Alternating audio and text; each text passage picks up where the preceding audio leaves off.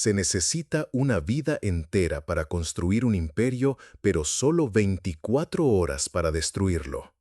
Un titán lo perdió todo en un parpadeo, pero el reloj de su verdadera humillación apenas comenzaba a correr. No te muevas, porque su destino se sella en los próximos minutos, y lo que descubrirá lo cambiará todo para siempre. ¡Vendido! El 51% de las acciones de Vegatech Industries ha sido adquirido por el consorcio Sandoval Rojas.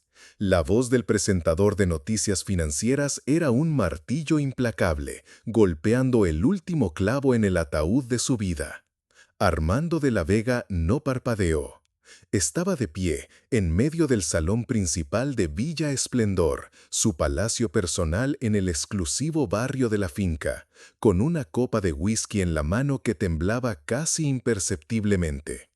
El televisor de 80 pulgadas, un altar donde normalmente adoraba los gráficos ascendentes de la bolsa, ahora era el heraldo de su ruina. El aire, antes espeso con el aroma del éxito, cuero, caoba y el ego desmedido, de repente se sentía irrespirable. Sandoval, Rojas.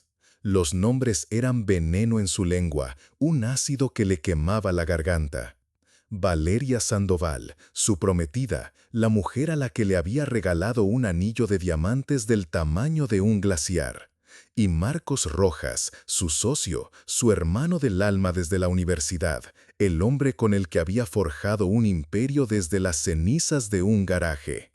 La traición no era un simple cuchillo en la espalda, era la demolición controlada de los cimientos de su realidad. Su mente revivió la noche anterior como una película en bucle. La sonrisa de Valeria, tan brillante como el diamante que llevaba, mientras le aseguraba que su viaje de negocios a Zúrich era crucial para la expansión. Ahora lo entendía, la expansión de su propia cuenta bancaria suiza. Marcos le había dado una palmada en la espalda, su voz resonando con una falsa camaradería. «Descansa, jefe, nosotros nos encargamos de todo». Y vaya si se habían encargado. Se habían encargado de despojarlo de cada ladrillo de su imperio, dejándolo con nada más que el eco de su propia arrogancia. El teléfono, un dispositivo de titanio que había estado ardiendo con llamadas de abogados y ejecutivos en pánico durante las últimas horas, ahora yacía en silencio sobre la mesa de mármol. Era un silencio sepulcral, tan profundo y vasto como el que ahora llenaba la mansión de 15.000 metros cuadrados.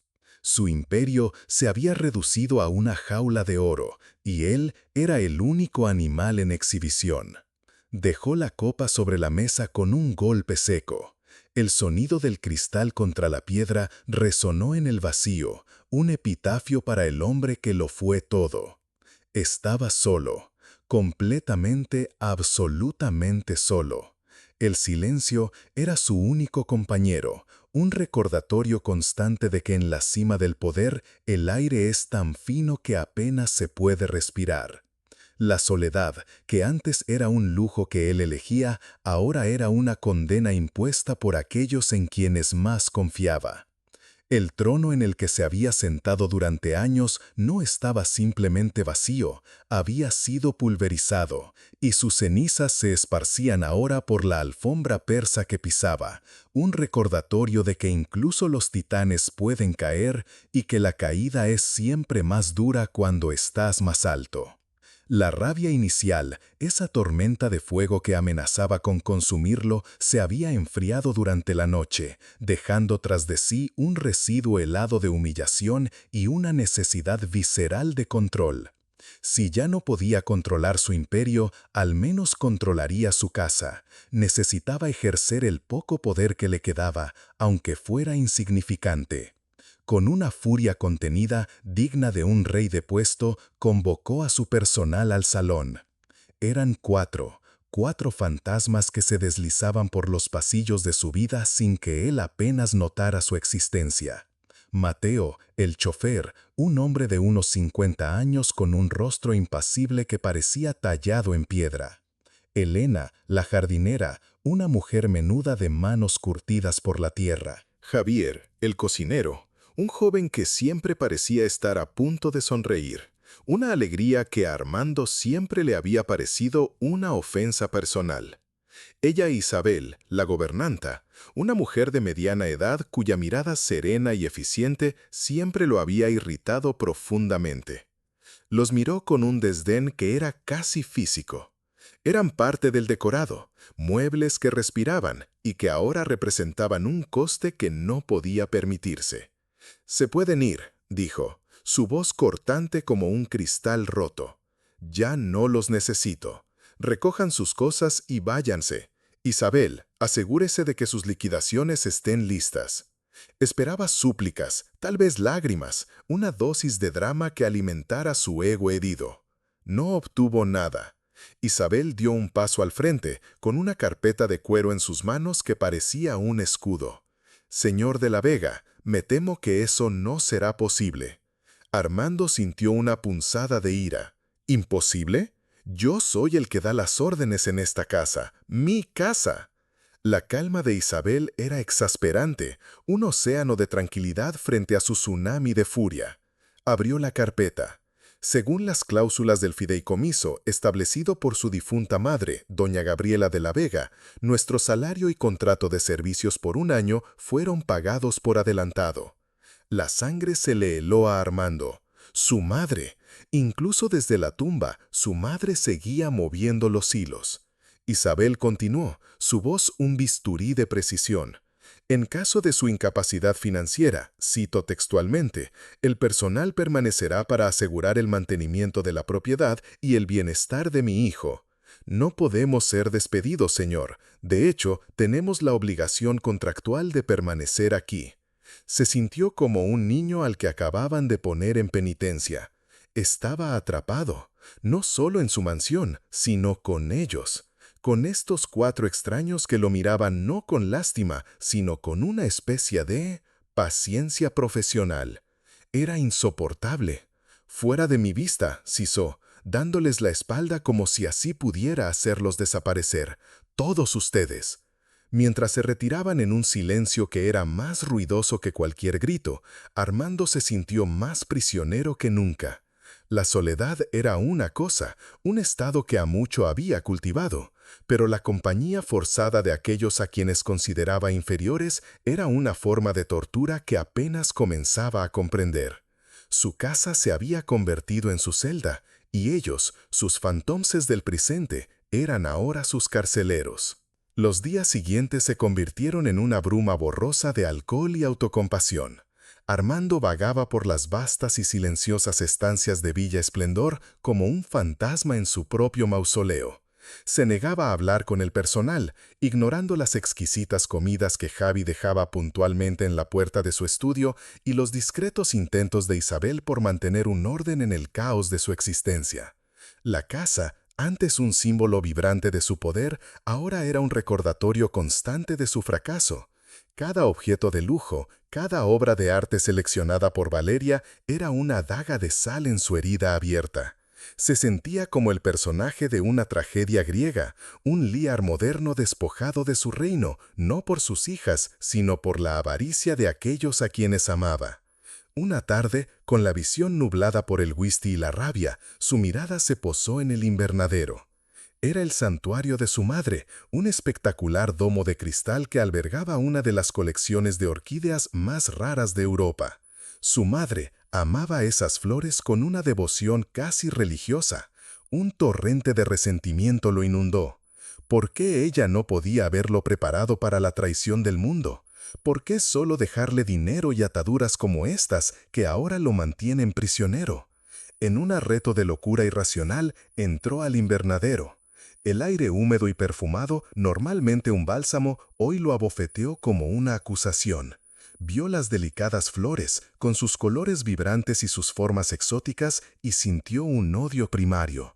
Eran frágiles, perfectas, todo lo que él ya no era. Agarró un pesado saco de tierra con una fuerza que no sabía que poseía y con un grito animal que rasgó el silencio de la tarde, lo arrojó contra una estantería de orquídeas phalaenopsis. Macetas de terracota se hicieron añicos en el suelo de mármol.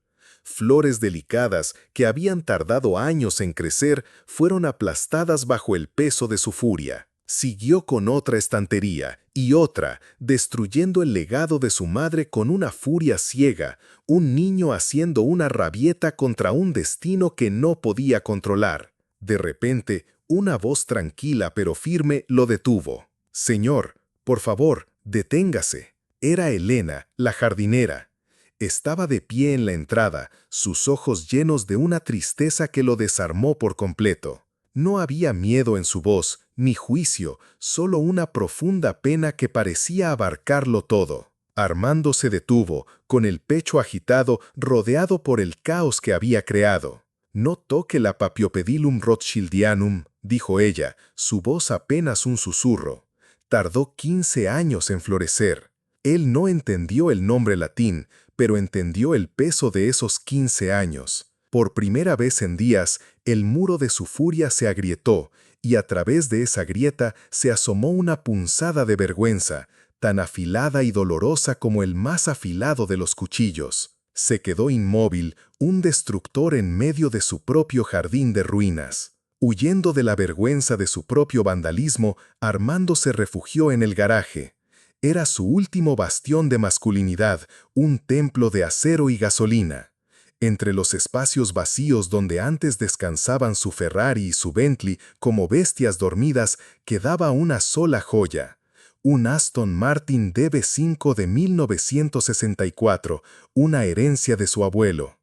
Era la única cosa que no estaba a nombre de la empresa, el único activo verdaderamente suyo, un ancla a un pasado más noble. Decidió que necesitaba escapar, aunque fuera por unas horas, sentir el rugido de un motor y la ilusión de la libertad. Se sentó al volante, aspirando el olor a cuero viejo y a una época en la que los hombres como él eran invencibles. Giró la llave. Nada, solo un clic metálico y hueco, el sonido de la impotencia. Volvió a intentarlo. Lo mismo. La batería estaba muerta, o peor aún, el coche había decidido abandonarlo también. La ironía era tan cruel que casi se rió. El hombre que había movido milésimas por el mundo no podía ni arrancar un coche. Golpeó el volante con una frustración infantil. En ese momento, la puerta del garaje se abrió y Mateo, el chofer, entró. No dijo nada, simplemente se quedó allí, observando la escena con su calma habitual. «No funciona», gruñó Armando, como si fuera culpa de Mateo. «Otra cosa rota en mi maldita vida». Mateo se acercó al coche sin prisa. «¿Me permite, señor?» Sin esperar respuesta, abrió el capó con un gesto familiar. Armando lo observó con escepticismo, esperando que el hombre sacara su teléfono para una grúa. Pero en lugar de eso, Mateo comenzó a trabajar. Sus manos, que Armando siempre había visto solo en el volante, se movían con una precisión y una seguridad asombrosas. Con un juego de herramientas que Armando ni sabía que existía en el garaje, revisó el sistema de encendido, ajustó los carburadores triple SUI y limpió las bujías con la delicadeza de un relojero. Hablaba en voz baja, más para sí mismo que para Armando. La mezcla de aire y combustible está desequilibrada, un problema común en los motores de 6 cilindros en línea de esta época. La compresión es buena, pero el distribuidor... aquí está el problema. Con un pequeño ajuste y la limpieza de un contacto que Armando no podía ni ver, cerró el capó con un sonido metálico y satisfactorio. «Inténtelo ahora, señor». Armando, escéptico pero sin otra opción, giró la llave. El motor rugió a la vida con un sonido profundo y gutural que no había escuchado en años, una bestia despertando de su letargo. Miró a Mateo, atónito. «¿Tú? ¿Cómo?» Mateo se encogió de hombros, limpiándose la grasa de las manos en un trapo. Antes de ser chofer, era ingeniero mecánico. Especializado en coches clásicos de competición para la escudería Ferrari en Maranello. Se quedó allí, en silencio, mientras la revelación flotaba en el aire del garaje, tan densa y real como los gases del escape. El hombre al que pagaba para que le abriera la puerta era un genio invisible que acababa de resucitar el último vestigio de su dignidad. La revelación sobre Mateo había dejado una fisura en la armadura de su arrogancia. Armando comenzó a ver el mundo a través de un nuevo filtro, uno teñido de duda y curiosidad. La vergüenza por su arrebato en el invernadero no había desaparecido. Al contrario, se había asentado en su estómago como una piedra fría. Evitada esa parte de la casa, pero una mañana, al pasar, vio a Elena trabajando dentro. La curiosidad, una emoción que casi había olvidado, lo empujó a mirar. Esperaba verla simplemente limpiando el desastre, pero lo que encontró lo dejó sin palabras. Elena no estaba limpiando, estaba restaurando. Con una delicadeza de cirujana, estaba trasplantando las orquídeas supervivientes a nuevas macetas, mezclando su propio sustrato con corteza de pino, carbón y perlita. Había etiquetado cada planta con su nombre científico escrito en una caligrafía impecable, como si fueran piezas de un museo. Se detuvo junto a la orquídea que ella había salvado de su furia, la Paphiopedilum rothschildianum. La orquídea de oro de Kinabalu, dijo Elena sin mirarlo, su voz tranquila como el murmullo de un arroyo. Crece solo en las laderas del monte Kinabalu en Borneo, a una altitud de entre 500 y 1200 metros. Es una de las flores más caras y difíciles de cultivar del mundo. Su madre la consideraba la joya de la corona. Su tono no era de una empleada, era de una experta impartiendo una lección. Armando, que había cerrado tratos de millones basándose en datos complejos, se sintió como un niño ignorante en su primer día de clase. ¿Cómo sabes todo eso?, preguntó, su voz más suave de lo que pretendía. Elena finalmente levantó la vista. Sus ojos no tenían reproche, solo la pasión tranquila de una académica. Es mi campo. Antes de venir a España, era catedrática de botánica en la Universidad Nacional de Colombia, con un doctorado en ecología de orquídeas tropicales y 2 libros publicados sobre la flora endémica de la Sierra Nevada de Santa Marta. Tuve que dejar mi país por complicaciones políticas. Cuidar el jardín de su madre fue el único trabajo que pude encontrar que me mantenía cerca de lo que amo, de la vida que respira y crece. Armando miró las manos de Elena, las mismas manos que había despreciado por considerarlas de una simple trabajadora, y vio el conocimiento de un doctorado, la pasión de una vida dedicada a la ciencia, la valentía de una mujer que había perdido un mundo y había encontrado la dignidad en otro. Estaba de pie en su propio invernadero, rodeado de una belleza que había dado por sentado, y se dio cuenta de su profunda ceguera. No solo había sido ciego a las flores, sino a las personas extraordinarias que las cuidaban. Otro genio invisible florecía en su jardín, y él había estado a punto de pisarlo. 2 genios invisibles revelados en menos de 48 horas.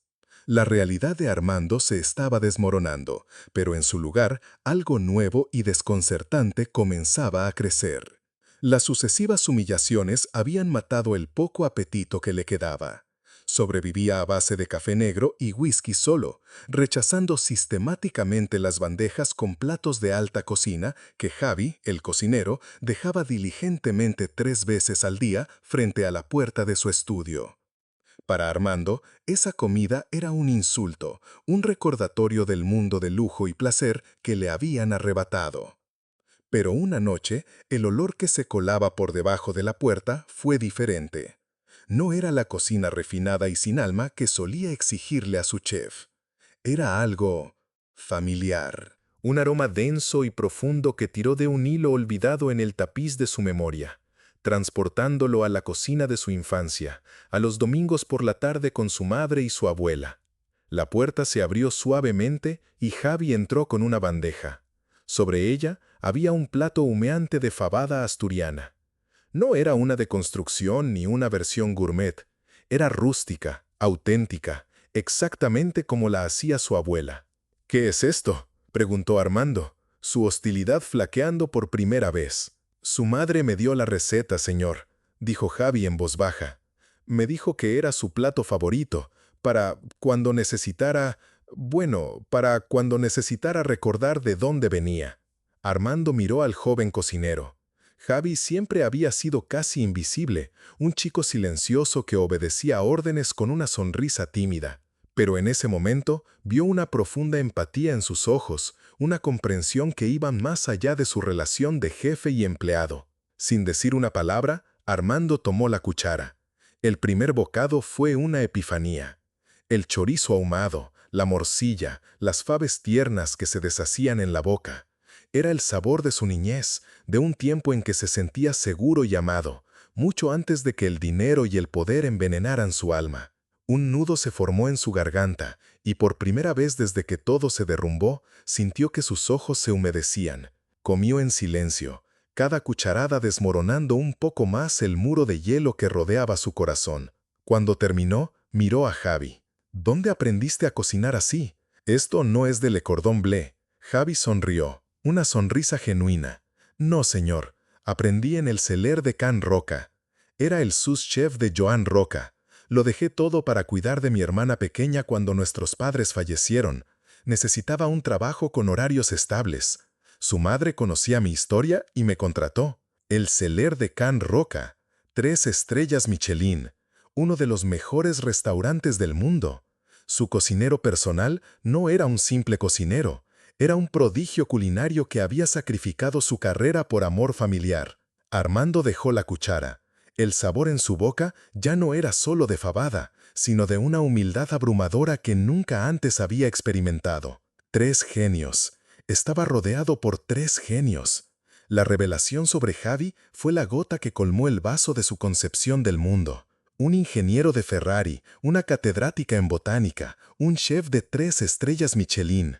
Su personal no era un conjunto de empleados, era una colección de genios exiliados. La pregunta, ahora, era inevitable. ¿Y la cuarta? ¿Isabel?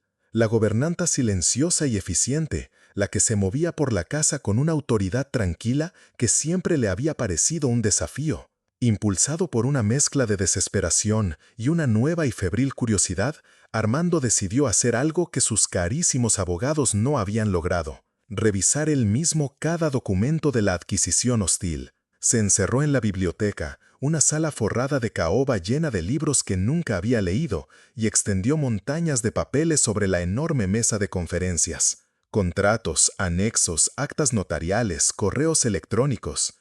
Era un laberinto legal diseñado para confundir y ocultar. Después de 2 días de frustración, cafeína y un dolor de cabeza punzante, estaba a punto de rendirse. Fue entonces cuando Isabel entró, llevando una bandeja de té de manzanilla. Vio el cabas de papeles y la desesperación en el rostro de Armando. «Quizás yo pueda ayudar», ofreció en voz baja. Armando soltó una risa amarga y sin humor. «¿Usted? Mis abogados, los mejores del país con honorarios de 2.000 euros la hora, no encontraron nada. A veces una perspectiva diferente es útil», insistió ella, su calma inquebrantable. «El diablo, como dicen, está en los detalles». Intrigado y sin nada que perder, Armando le hizo un gesto para que se acercara. Isabel se puso unas gafas de lectura y comenzó a examinar los documentos. No los leía como él, de forma lineal y agotadora.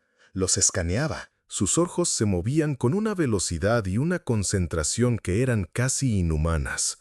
Pasó páginas y páginas en minutos, su dedo deteniéndose ocasionalmente en una cláusula, una fecha, una nota a pie de página. Después de casi 1 hora de silencio absoluto, se detuvo. Su dedo estaba sobre un pequeño anexo, el número 14.b. «Aquí», dijo, «aquí está el error». Le mostró a Armando una cláusula que hablaba de la transferencia de las patentes de software de inteligencia artificial, el verdadero corazón de Vegatech. Estaba vinculada a una fecha: la fecha de registro de la patente principal ante la Oficina Europea de Patentes. Según este documento, la transferencia de las patentes secundarias solo es válida si se ejecuta 90 días después del registro oficial de la patente maestra. Valeria y Marcos ejecutaron la venta en el día 89. Se adelantaron por 24 horas. Legalmente, Armando, las patentes más valiosas de su empresa siguen siendo suyas. Armando releyó la cláusula. Era verdad. Un error minúsculo, un detalle técnico enterrado bajo cientos de páginas de jerga legal. Un error que podría valer cientos de millones. Miró a Isabel, boquiabierto. ¿Cómo es posible que usted haya encontrado esto? Isabel se quitó las gafas. Antes de dedicarme a gobernar hogares, fui la archivista principal de la Biblioteca Nacional de España. Mi trabajo era memorizar y catalogar miles de documentos históricos, incluyendo los manuscritos originales de Lope de Vega. Tengo memoria eidética. La archivista. La mujer que ordenaba su ropa y gestionaba la limpieza de su casa tenía una de las mentes más extraordinarias que había conocido. El jaque mate no lo habían dado sus enemigos. La llave para el contraataque se la acababa de entregar su gobernanta. Esa noche, Armando no convocó al personal, solicitó una reunión. La palabra misma era diferente en sus labios, cargada de un respeto recién descubierto, de una humildad que le era completamente ajena.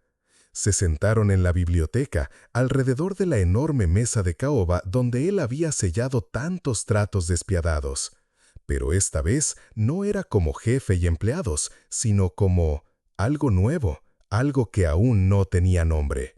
Armando en la cabecera de la mesa se sentía extrañamente nervioso, como un actor novato en su primera noche de estreno.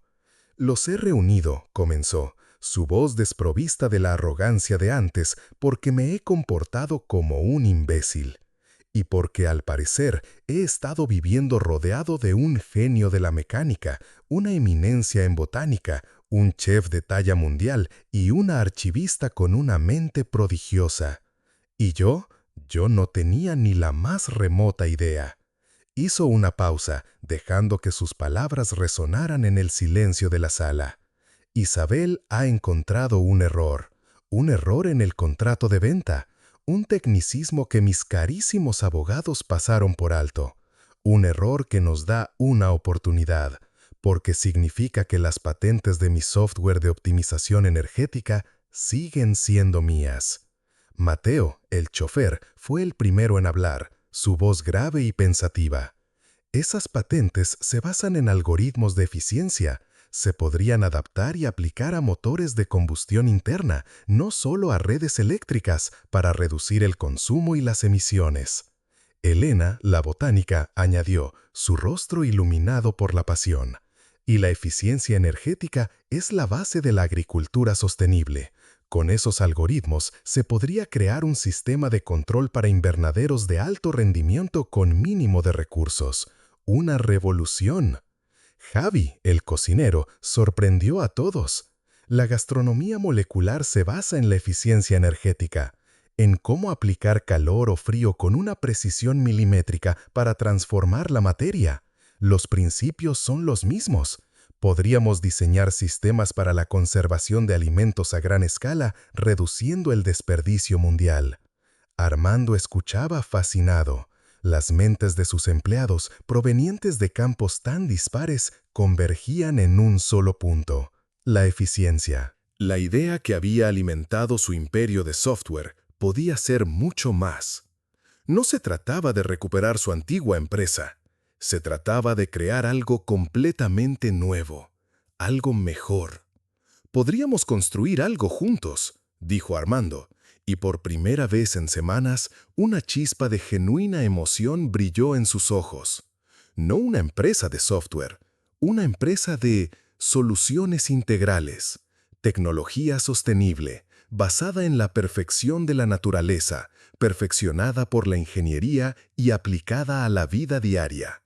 Por primera vez en esa sala no había un magnate y sus sirvientes, había un equipo. Un consejo de guerra formado por los invisibles, los genios que el mundo y él mismo habían decidido ignorar. La semilla de una nueva empresa, mucho más poderosa que la anterior, acababa de ser plantada en el lugar más inesperado. En los días siguientes, Villa Esplendor dejó de ser una mansión para convertirse en un laboratorio de ideas, un centro de innovación tan improbable como revolucionario. El garaje, antes un santuario para coches de lujo, se transformó en el taller de ingeniería de Mateo. El Aston Martin DB5, en lugar de ser una reliquia para pasear, se convirtió en su primer prototipo. Mateo, con la ayuda de un Armando que desempolvaba sus viejos y olvidados conocimientos de programación de la universidad, comenzó a adaptar los algoritmos de las patentes para crear un motor híbrido ultra eficiente. Pasaban horas cubiertos de grasa, debatiendo sobre relaciones de compresión y líneas de código, uniendo la belleza de la mecánica clásica con la lógica fría del software. El invernadero, el escenario de la vergüenza de Armando, se convirtió en el centro de investigación y desarrollo de Elena. Usando sus profundos conocimientos, comenzó a diseñar un sistema de cultivo vertical hidropónico, inspirado en la forma en que las orquídeas epífitas extraen nutrientes del aire y la humedad. Su objetivo era crear un sistema que pudiera producir alimentos en entornos urbanos con un 90% menos de agua y energía. Armando pasaba tiempo con ella, aprendiendo sobre la simbiosis, los ciclos naturales y la paciencia, entendiendo que la eficiencia más perfecta no estaba en un algoritmo que él había creado, sino en los millones de años de evolución de la naturaleza. La cocina de Javi, antes un lugar de servicio, se convirtió en un laboratorio de química aplicada. Experimentaba con técnicas de conservación de alimentos basadas en el control preciso de la temperatura y la atmósfera, utilizando los principios de eficiencia energética que Armando había diseñado. Su creación fue un prototipo de refrigerador inteligente que podía prolongar la vida de los productos frescos durante semanas, una potencial revolución contra el desperdicio de alimentos. E Isabel era el nexo central, la directora de operaciones de este peculiar equipo. Con su mente prodigiosa, gestionaba los 3 proyectos, investigaba patentes competidoras, redactaba los planes de negocio con una claridad asombrosa y mantenía el orden en medio del caos creativo. Armando ya no era el jefe que ladraba órdenes desde su trono de cristal, era un miembro más del equipo. Programaba, soldaba, investigaba y, sobre todo, aprendía a escuchar. Aprendió a valorar cada opinión, a reconocer que la genialidad no entendía de jerarquías. Descubrió que el verdadero liderazgo no consistía en estar por encima de los demás, sino en saber cómo unir sus talentos para crear algo más grande que la suma de sus partes. La mansión, antes fría y silenciosa, ahora bullía de actividad, de debates apasionados, de olor a soldadura, a tierra fértil y a nuevas ideas. Estaba construyendo algo desde cero, no con dinero, sino con conocimiento, pasión y un respeto mutuo que valía más que todo el oro que había perdido. Bautizaron el proyecto con un nombre que encapsulaba su viaje: Renacer. Isabel, con su mente enciclopédica, había elaborado un plan de negocio tan detallado y convincente que parecía una obra de arte. Tenían 3 prototipos funcionales: el motor híbrido de Mateo, el sistema hidropónico de Elena y el refrigerador inteligente de Javi. La tecnología era revolucionaria, disruptiva, pero las ideas, por brillantes que fueran, no pagan las facturas. Necesitaban capital para lanzar su ofensiva. Armando, usando los pocos contactos que no le habían dado la espalda, consiguió una reunión con un pequeño pero influyente fondo de capital riesgo conocido por su olfato para invertir en tecnologías que cambiaban el mundo. La reunión era su única bala. El día antes de la presentación, mientras repasaban los últimos detalles en la biblioteca, el timbre de Villa Esplendor sonó, cortando el aire tenso. Isabel fue a abrir y regresó con una expresión indescifrable, una máscara de profesionalidad que apenas ocultaba la tormenta. «Señor, es la señorita Sandoval». El nombre cayó como una piedra en un estanque de aguas tranquilas. Valeria. Armando sintió un escalofrío, un eco del hombre que había sido. Mateo, Elena y Javi se tensaron, sus cuerpos formando un sutil muro protector alrededor de Armando. «Déjala pasar, Isabel», dijo él, su voz sorprendentemente tranquila y firme. Valeria entró como si todavía fuera la dueña del lugar, envuelta en un vestido carísimo y una nube de perfume que olía a traición. Su sonrisa era condescendiente, afilada. Armando, querido, he oído que estás intentando hacer algo. Vengo a hacerte una oferta, por los viejos tiempos, claro está. Véndeme tus patentes. Te daré lo suficiente para que vivas cómodamente el resto de tu vida en algún paraíso fiscal. No tienes que humillarte con este proyectito casero. Su mirada venenosa recorrió la sala, deteniéndose con un desprecio mal disimulado en Mateo, Elena y Javi. No sé qué clase de juego estás jugando con los sirvientes, pero se acabó. Armando la miró fijamente. El viejo él habría gritado, la habría insultado, habría caído en su trampa de provocación. Pero el nuevo Armando sonrió, una sonrisa tranquila y segura que la descolocó por completo. Gracias, Valeria, pero mi tecnología no está en venta. Y ellos, dijo, haciendo un gesto que abarcaba a su equipo, no son mis sirvientes, son mis socios. La palabra socios golpeó a Valeria con la fuerza de una bofetada.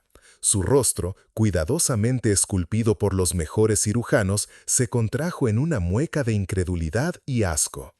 Te arrepentirás de esto, Armando. Te hundiré, te lo juro.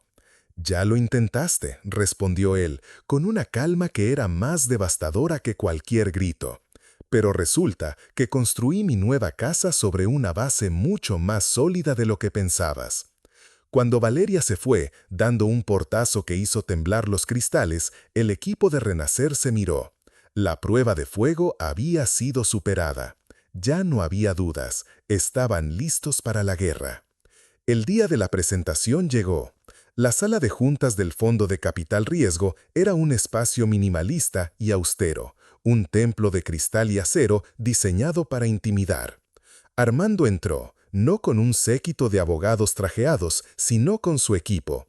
Mateo con un traje impecable que no ocultaba la fuerza de sus manos. Elena con una elegancia serena que desafiaba cualquier estereotipo. Javi con una confianza tranquila e Isabel con su aura de autoridad. Para su sorpresa, en la sala ya estaban los directores del fondo. Y junto a ellos, como dos buitres esperando el festín, Valeria Sandoval y Marcos Rojas. Era una emboscada. Habían intentado envenenar el pozo antes de que él pudiera siquiera acercarse a beber. Marcos sonrió con una suficiencia que le revolvió el estómago a Armando. «Hombre, Armando, qué sorpresa. ¿Vienes a pedir limosna para tu pequeño hobby?» Armando no se inmutó.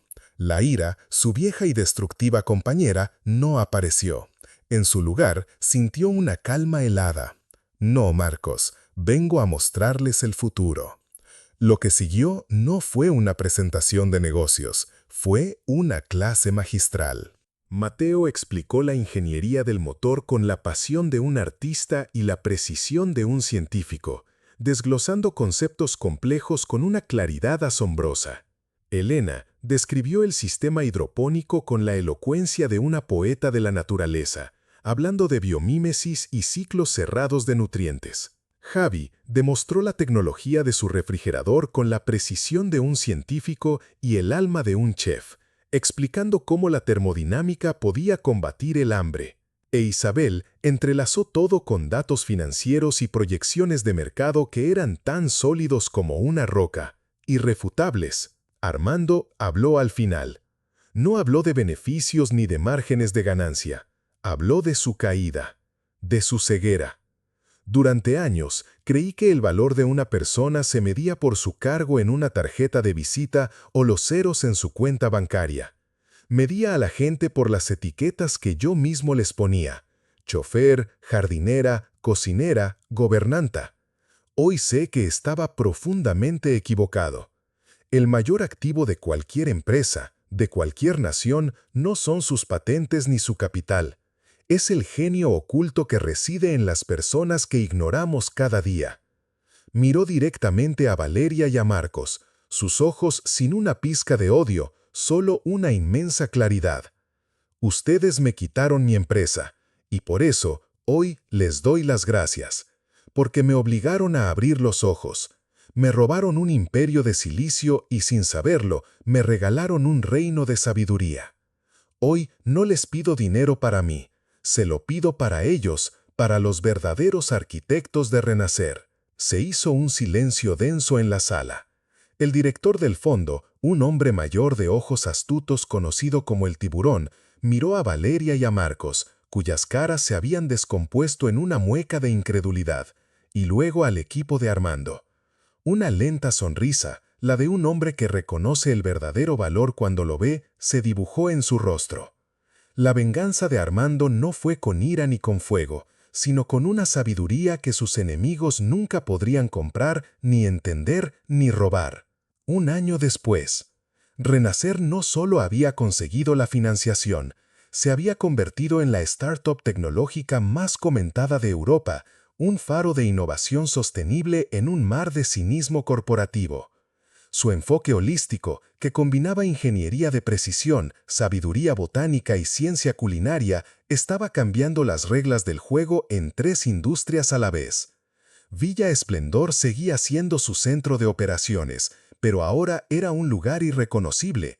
La mansión, antes un monumento al ego de un solo hombre, ahora era un campus vibrante, lleno de jóvenes ingenieros, biólogos y diseñadores que trabajaban codo a codo discutiendo y creando en cada rincón. El silencio opresivo había sido reemplazado por el zumbido de la creatividad. Armando de la Vega ya no era el titán despiadado de las portadas de las revistas de negocios. Era un líder diferente, uno que escuchaba más de lo que hablaba, conocido en el sector por su extraña habilidad para encontrar y potenciar el talento en los lugares más inesperados. Una tarde, el equipo original Los Fundadores estaba reunido en la terraza que daba al jardín, contemplando el atardecer. Elena había restaurado el invernadero convirtiéndolo en una obra de arte viviente aún más espectacular que antes. Javi sirvió una copa de un vino excepcional de una pequeña bodega que habían ayudado a optimizar. Un brindis, dijo Armando, levantando su copa, por el equipo que nació de las cenizas de un hombre arrogante. Mateo sonrió, una sonrisa genuina que le llegaba a los ojos. Usted nos dio la oportunidad de volver a ser quienes éramos, de recuperar la dignidad que el mundo nos había quitado. No, Mateo, corrigió Armando, su voz cargada de una emoción sincera. Ustedes me dieron la oportunidad a mí, de convertirme en quien nunca supe que podía ser. Isabel, siempre la observadora silenciosa, la cronista de su viaje, habló. Doña Gabriela estaría orgullosa, señor. Ella no dejó pagado nuestro salario para que fuéramos sus sirvientes. Lo hizo para que fuéramos sus guardianes. Creo que en el fondo de su corazón sabía que llegaría un día en que usted necesitaría algo más que dinero para sobrevivir. La revelación final de su madre, su último acto de amor y previsión, cayó sobre ellos con una calidez reconfortante. Armando se dio cuenta de que nunca había estado realmente solo. Su madre no le había dejado solo una fortuna, le había dejado un tesoro incalculable, una familia. Una familia elegida no por la sangre, sino por el respeto, forjada en la adversidad y unida por un propósito común. Miró a los rostros de sus socios, de sus amigos, y sintió una paz profunda, una riqueza que ninguna cuenta bancaria podría jamás contener. La mansión ya no se llamaba Villa Esplendor por su lujo opulento, sino por el brillo del talento redescubierto y la calidez humana que ahora la llenaban. Y colorín colorado, esta historia de ruina y redención ha terminado. Pero la vida de la familia Renacer, créanme, apenas estaba comenzando. Y así, querido oyente, termina nuestra historia de hoy. Un relato que nos recuerda que a veces perderlo todo es la única manera de encontrar lo que de verdad importa. Que el verdadero poder no reside en el dinero o en la posición social, sino en nuestra capacidad para ver el valor extraordinario en las personas que nos rodean, aquellas que a veces son invisibles a los ojos de un mundo apresurado. La clase de verdad, como decía la madre de Armando, es la que se lleva en el alma. ¿Qué te pareció esta historia de superación y justicia poética? ¿Crees en las segundas oportunidades? Cuéntanos tu opinión en los comentarios, nos encanta leerte. Si este relato tocó tu corazón, dale un me gusta y compártelo con alguien que necesite recordar que su verdadero valor no depende de las opiniones de los demás. No olviden suscribirse a El Dinero y el Amor y activar las notificaciones para no perderse ninguna de nuestras historias. Gracias por ver El Dinero y el Amor. Y ahora, antes de irnos, cuéntanos desde qué país o ciudad nos estás viendo.